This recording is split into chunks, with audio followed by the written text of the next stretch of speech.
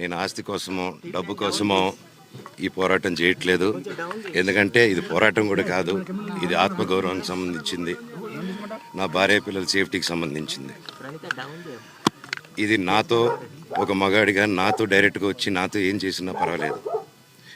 నా భార్య పేరు ఇంక్లూడ్ చేయడం, నన్ను తొక్కేదానికి, నా 7 నెలల పాపని ఇంక్లూడ్ చేయడం, నా బిడ్డల ఇంట్లో ఉండగానే అలా బిహేవ్ చేయడం కరెక్ట్ కాదు.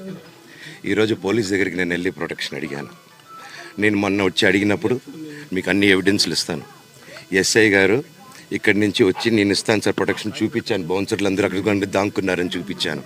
అది కొంచెం చూసి ఓకే సార్ మీరు ధైర్యంగా ఉండండి, మేము ఎక్కడికి వెళ్ళట్లేదని చెప్పి మాట్లాడి పారిపోయారు.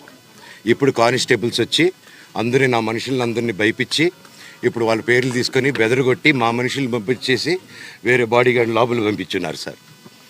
ఏం జరిగిందండి అసలు? గొడవలు జరగదు కాదు సార్. ఫస్ట్ డిపార్ట్మెంట్ ఎందుకు వన్ సైడ్ తీసుకుంటున్నారు? కంప్లైంట్ తీసుకున్న తర్వాత వాళ్ళకి ఏ అధికారం ఉంది? నా ప్రొటెక్ట్ చేసే మనుషులు పంపించేదానికి అధికారం ఏముంది? ప్రపంచంలో నా అందరినీ కలుస్తాను సార్, బయలుదేరుతాను.